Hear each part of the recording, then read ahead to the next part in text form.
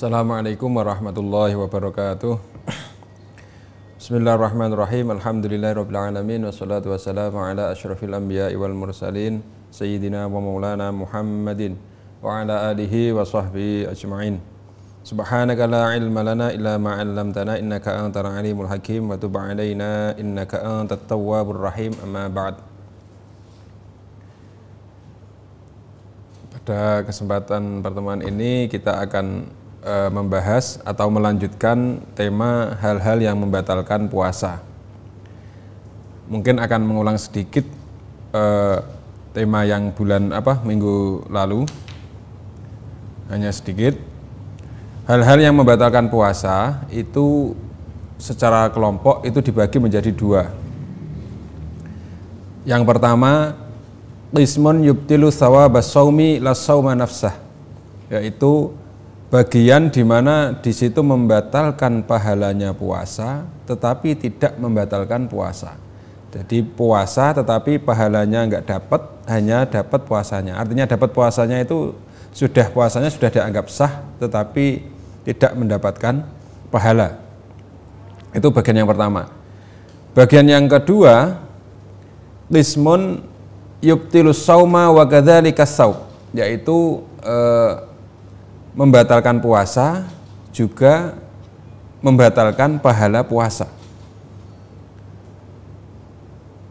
Jadi dalam kelompok hal-hal yang membatalkan puasa itu garis globalnya, perincian globalnya itu ada dua. Pertama, membatalkan pahala puasa tetapi puasanya tetap sah. Yang nomor dua, membatalkan puasanya juga membatalkan pahalanya.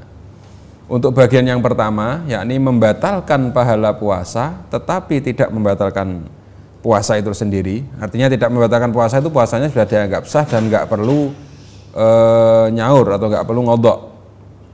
Bagian yang pertama yaitu membatalkan pahalanya puasa, tetapi tidak membatalkan puasa itu sendiri.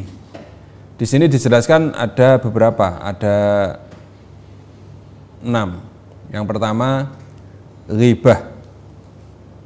Ghibah artinya kalau bahasa Jawanya ngerasani atau ngerasani orang atau ghibah lah, sudah umum. Terus yang nomor 2, namimah. Namimah itu semacam provokasi atau provokator. Terus yang nomor 3, bohong atau menghabarkan sesuatu tidak sebagaimana mestinya, tidak sebagaimana keadaan yang sebenarnya, bohong. Terus yang nomor 4, termasuk yang membatalkan pahalanya puasa lagi adalah an-nazar lima yahrumu, yaitu melihat sesuatu yang memang di situ diharamkan untuk melihat. Misalkan melihat sesuatu keharaman lah, misalkan melihat ya semacam kayak pornografi atau sesuatu yang menjadikan dia dosa melihatnya, itu bisa membatalkan pahalanya puasa. Terus yang nomor 5, membatalkan pahalanya puasa lagi adalah al-yamin al-kadzibah, yaitu sumpah palsu atau sumpah bohong. Terus yang nomor 6, qauluz zur wal fuhsyu wal amal bih,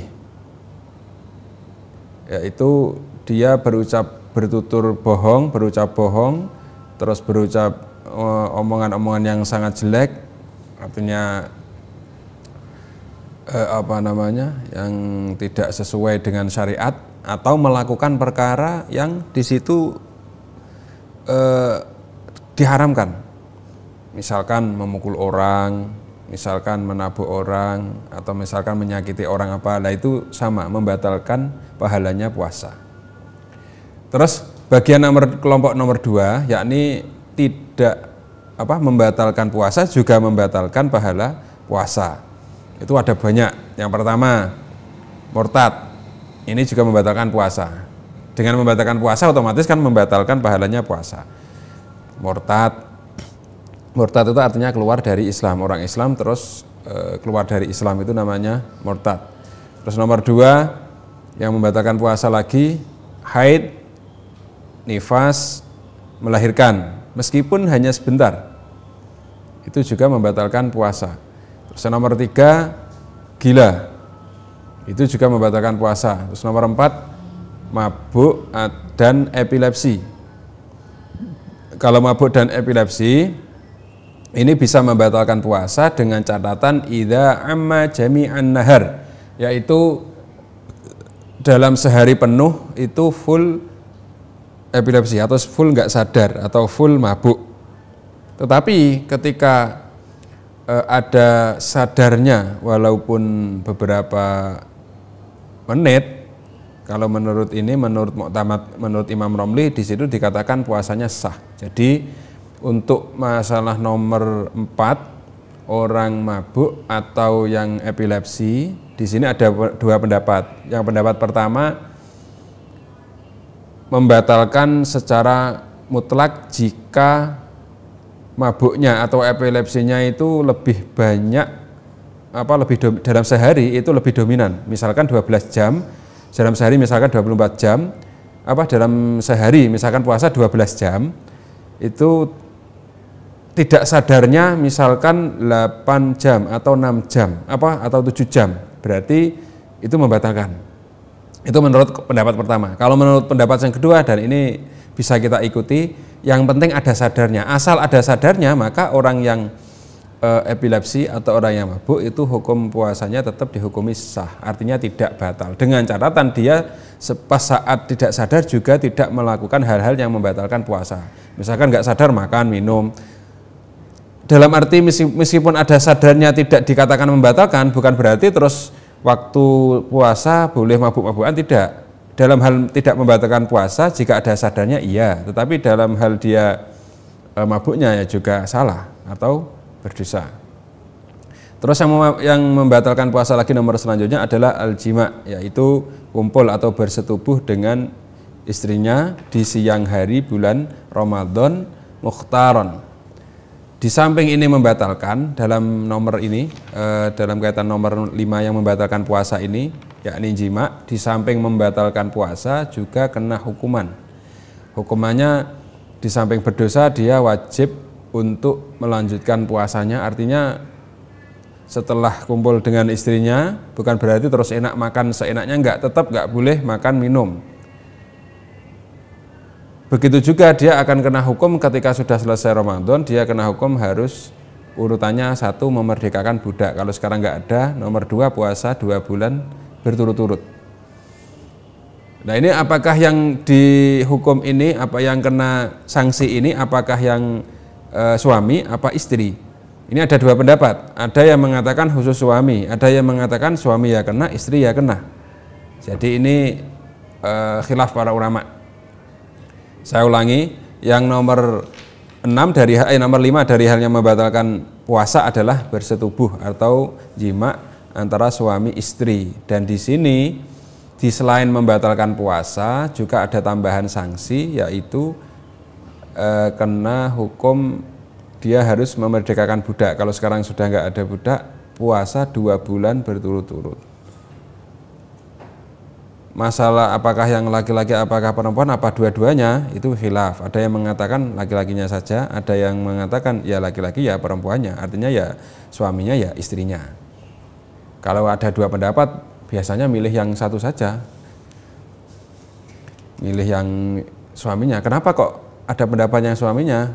Normalnya biasanya yang mulai itu suami, makanya yang kena sanksi yang suami. Tetapi misalkan yang memulai istrinya, ya alangkah baiknya kita mengikuti pendapat yang kedua. Maka sama-sama dua-duanya kena hukum puasa 2 bulan berturut-turut. 2 bulan berturut-turut itu artinya misalkan 1 kali dia batal atau 1 kali dia nggak puasa, mengulang dari awal. Dan itu dapat 2 bulan berturut-turut nggak makan nggak minum.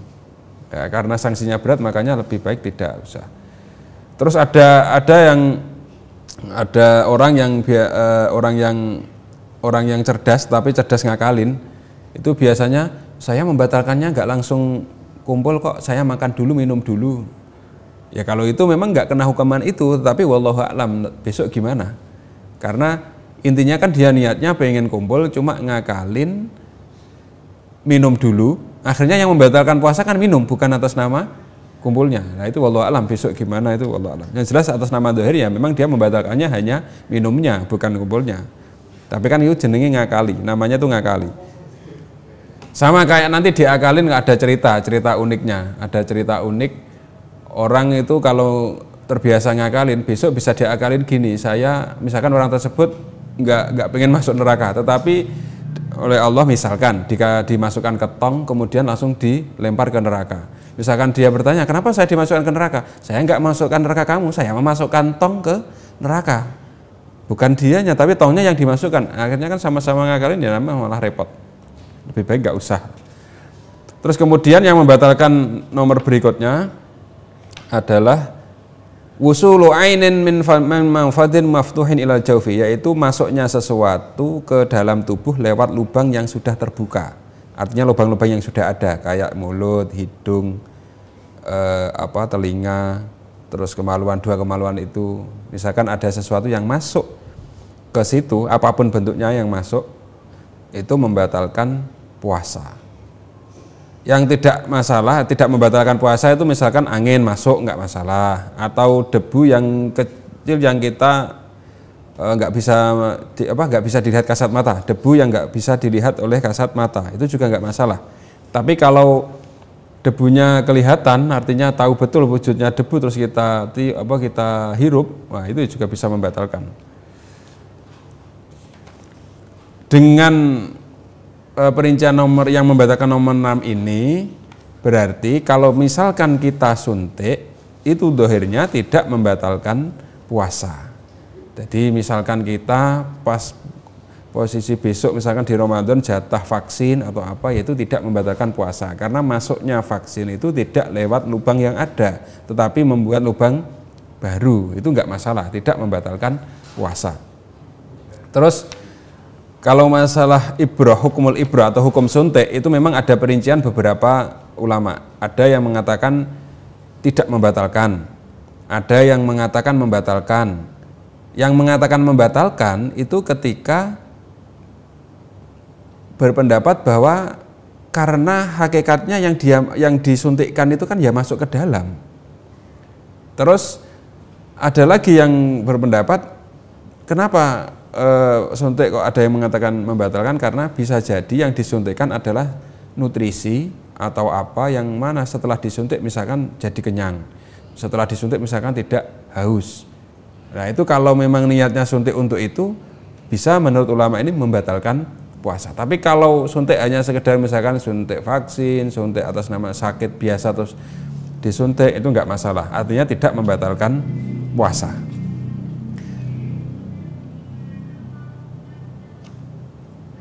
Terus bagaimana hukum dari misalkan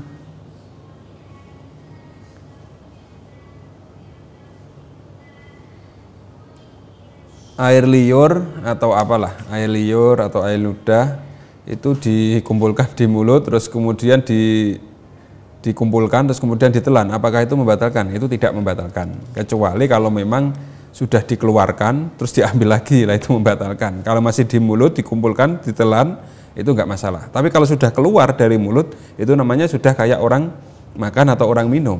Tapi kalau masih di dalam enggak masalah. Cuma yang perlu diwaspadai, ketika sebelum subuh kita minum manis-manis atau sisa-sisa makan yang ada di mulut, di situ jika saat habis subuh kok kita menelan atau menelan ludah atau menelan apa kok masih merasa manis atau merasa sisa makanan, maka itu ya membatalkan puasa, karena dohirnya berarti ada wujudnya sesuatu yang masih tersisa di mulut terus kemudian ditelan. Kecuali kalau memang dia nggak sengaja, lupa atau gimana. Tapi kalau tahu betul sadar masih ada sisa terus ditelan, kok rasanya manis atau rasanya pahit, ya dihukumi membatalkan puasa. Terus bagaimana hukumnya orang kumur-kumur ketika bulan Ramadan mau wudhu kumur-kumur? Kalau normanya kumur-kumur tidak masalah, tidak membatalkan puasa. Cuma ada yang mengatakan kalau kumur-kumurnya itu sudah melampaui ba'da zawal atau ba'da zuhur, itu dihukumi makruh. Tapi kalau sebelum itu tidak. Tapi harus dicatat bahwa kumur-kumur di situ nggak boleh kumur-kumur yang yang terlalu berlebihan, karena kalau kumur-kumur terlalu berlebihan kok kemudian kita tertelan, artinya sampai benar-benar airnya itu benar-benar masuk karena bentuk kumur-kumurnya kita itu terlalu berlebihan, maka itu bisa membatalkan. Tapi kalau kumur-kumur normal kayak orang kumur-kumur biasa, itu enggak membatalkan. Misalkan kumur-kumur setelah pas ketika kumur-kumur itu kok ada yang tertelan, jika kumur-kumurnya tadi kok terlalu berlebihan lah, terus akhirnya tertelan, itu bisa membatalkan. Karena apa? Karena ada unsur kesengajaan, Kenapa waktu Ramadan kok kumur-kumurnya malah berlebihan? Jangan-jangan itu untuk mengantisipasi pengen dapat minum, akhirnya lewat kumur, makanya itu bisa membatalkan.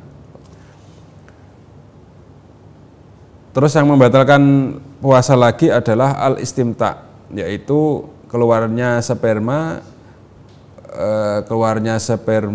dengan cara imma biyadihi au biyadi khalilatihi, pakai tangannya sendiri atau pakai tangannya istrinya atau apa, itu bisa membatalkan juga puasa. Cuma kalau yang ini tidak ada tambahan sanksi. Beda kalau bersetubuh dengan istrinya, itu ada tambahan sanksi. Tapi kalau keluar spermanya karena pakai tangan apa, itu membatalkan puasa.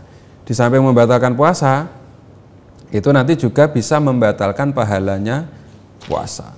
Dan ya kalau enggak di bulan Ramadan ya harus ekstra hati-hati dalam hal ini. Terus kemudian bagaimana hukumnya orang suami mencium istrinya di bulan Ramadan? Di sini hukumnya ada yang mengatakan makruh, artinya tidak dihukumi membatalkan puasa. Tetapi jika sampai memancing syahwat, ini ada yang mengatakan tidak memperbolehkan, tetapi tetap dihukumi tidak membatalkan. Terus yang membatalkan lagi nomor berikutnya adalah sengaja muntah. Itu juga membatalkan puasa. Kalau muntah dengan sendirinya karena masuk angin atau karena sakit atau apa, itu enggak masalah. Artinya tidak membatalkan puasa. Tetapi kalau sengaja muntah, itu membatalkan puasa. Terus misalkan kita sendawa atau kita apalah kayak karena kekenyangan atau apa, akhirnya ada air masuk ke mulut, maka itu sudah ikut anggota luar, harus segera dikeluarkan. Jangan malah ditelan. Nanti kalau sudah di mulut kok ditelan, bisa membatalkan puasa, karena aslinya muntahan itu kan dari anggota dalam. Terus kemudian kok sudah keluar di mulut, mestinya dikeluarkan, bukan malah ditelan. Kalau ditelan membatalkan puasa. Untuk selanjutnya insya Allah minggu depan terkait dengan sanksi-sanksi atau tambahan-tambahan hukum bagi orang yang tidak puasa karena melanggar, macam-macam nanti kita bahas besok.